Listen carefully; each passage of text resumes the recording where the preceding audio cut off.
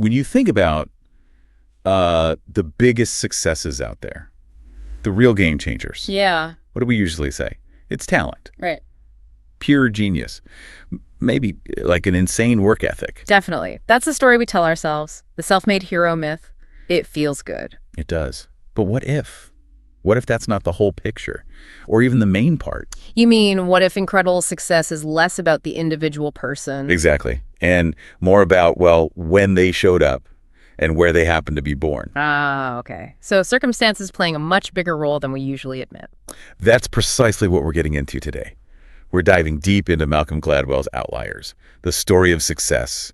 We've gathered some great source material here. And it really challenges that standard view of achievement, doesn't it? It absolutely does.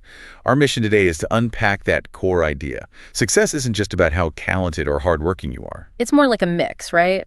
Talent, yeah, hard work, definitely. But also opportunity, timing, culture, your environment. Right. These often hidden factors that Gladwell argues are actually predictable and incredibly powerful in shaping who reaches the very top. So let's dig into that. The main thesis is pretty bold right off the bat. It is. Gladwell basically says, look at the real outliers, the absolute superstars, their raw talent, often not that much different from the people just below them.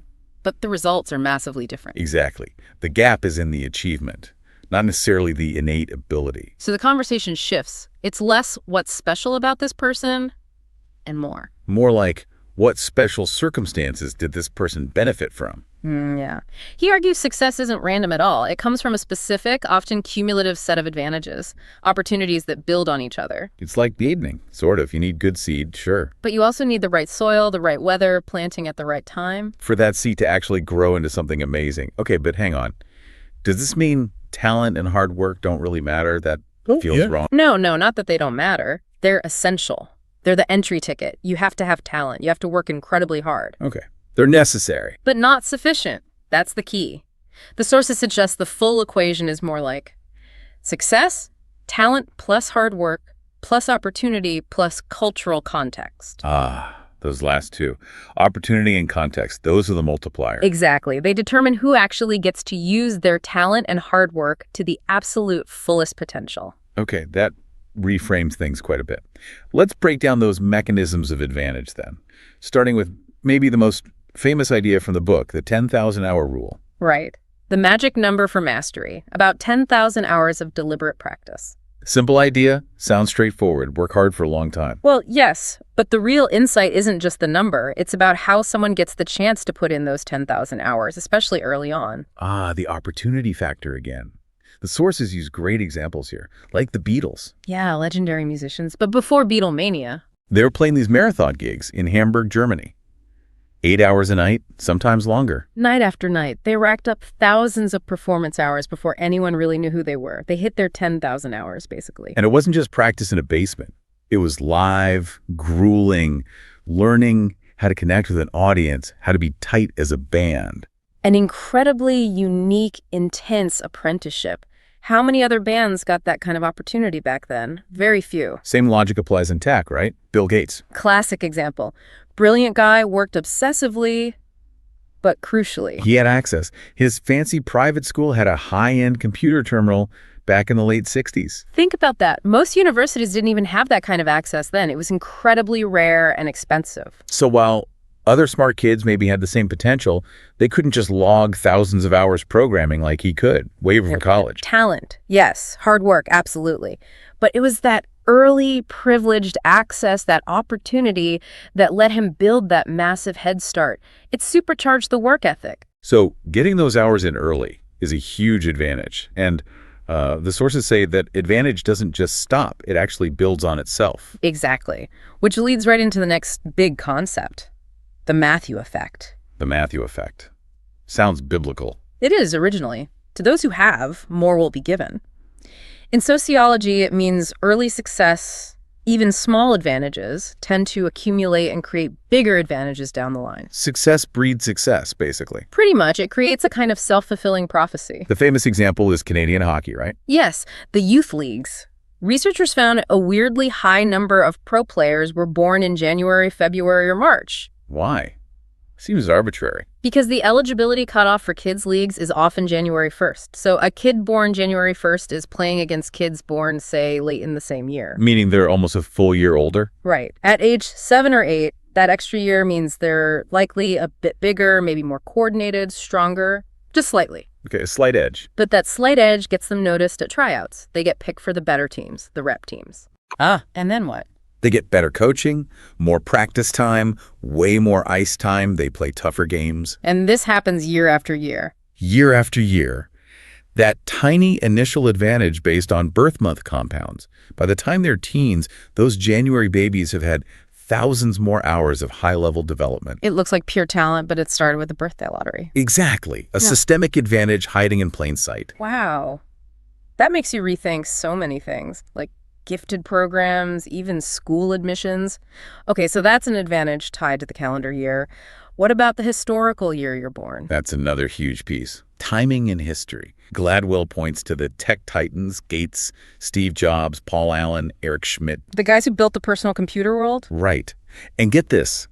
A remarkable number of them were born in a really narrow window, mostly 1954, 55, 56. Okay, so why does that matter? Because it meant they were hitting their early 20s prime time for intense work, innovation, risk-taking. Right around the late 1970s, early 1980s. Precisely. Which was the exact moment the technology for personal computers became both powerful enough and cheap enough to actually be personal. The perfect wave was forming. And they were the perfect age to ride it. They weren't too early, they weren't too late. They stepped into a brand new field just as it exploded. Incredible timing. So birth month, birth year, these external factors are huge. What about the culture you grew up in? Does that play a role too? Absolutely. Gladwell calls this cultural legacy. The idea is that deep-seated attitudes and habits from your cultural background can significantly influence things like your work ethic, how you handle problems, how you communicate.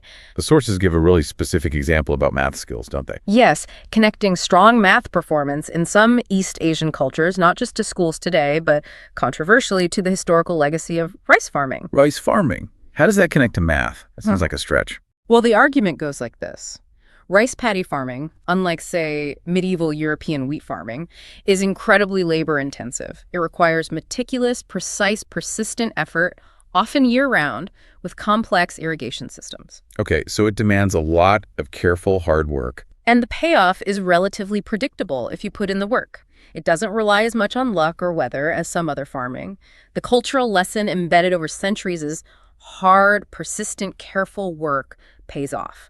Meaning is found in the labor itself. So the cultural mindset becomes one of valuing persistence. If something is hard, you don't give up easily. You assume the solution is more effort, more time, trying different approaches. Not necessarily that you lack innate ability. I see. So if a student from that cultural background struggles with a hard math problem, the ingrained cultural response might be, I need to try harder, spend more time, rather than, oh, I'm just not a math person. That makes sense. It's like an inherited mental toolkit for tackling difficult tasks. That ties into the next idea, doesn't it?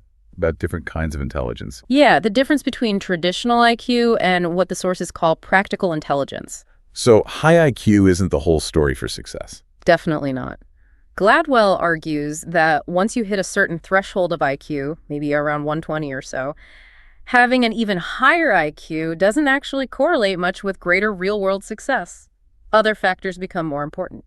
And one of those is practical intelligence. What does that look like? It's basically street smarts or social savvy, knowing how the world really works, how to talk to people in authority, how to negotiate, how to persuade, how to navigate social situations to get what you need. So it's less about raw brain power and more about knowing how to use your brain power effectively in the real world. Exactly. Someone with a stratospheric IQ might be totally unable to, say, convince their boss to fund their project or talk their way out of a tricky situation. While someone with maybe an average IQ but high practical intelligence knows exactly who to talk to, what to say, how to frame things. Make things happen.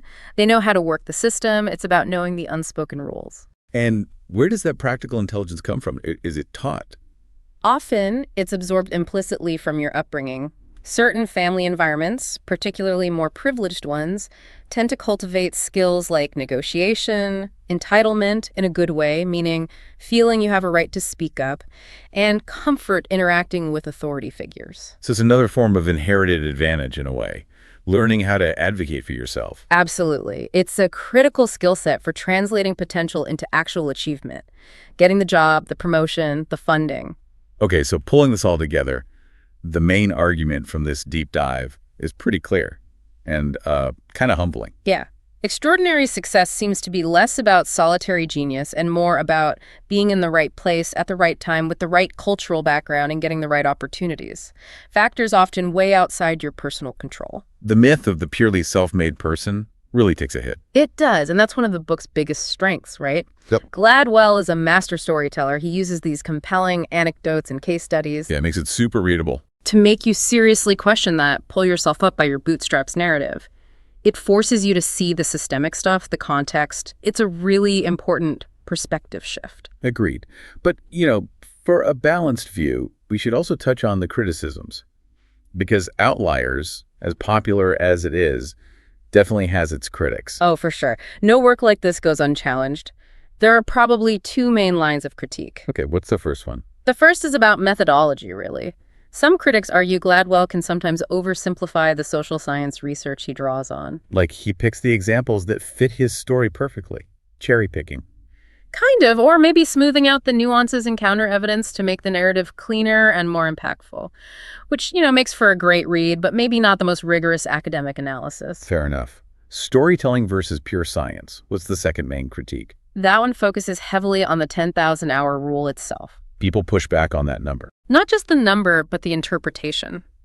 The critique isn't that practice is unimportant, obviously it is. It's that Gladwell's popularization might downplay the kind of practice required. Meaning, it's not just about logging 10,000 hours of anything. It has to be deliberate practice. Okay, what's the difference? Deliberate practice is highly focused, structured, often uncomfortable work aimed specifically at improving weaknesses. It usually involves immediate feedback, maybe coaching. It's hard, mentally draining work. So just playing basketball for 10,000 hours won't make you Michael Jordan unless you're constantly pushing your limits and getting feedback. Exactly. 10,000 hours of just messing around or practicing inefficiently won't get you to mastery. Critics worry the focus on the big number overshadows the crucial need for quality and intensity of practice. Got it. So some valid points to consider there. But even with those debates, you can't deny the book's impact. Absolutely not. It really changed the conversation in so many fields: education, business, coaching, parenting. Made people think much more about creating the right environment for success, not just finding talented individuals. Precisely. It pushes employers, teachers, policymakers to look at the structures and opportunities they provide.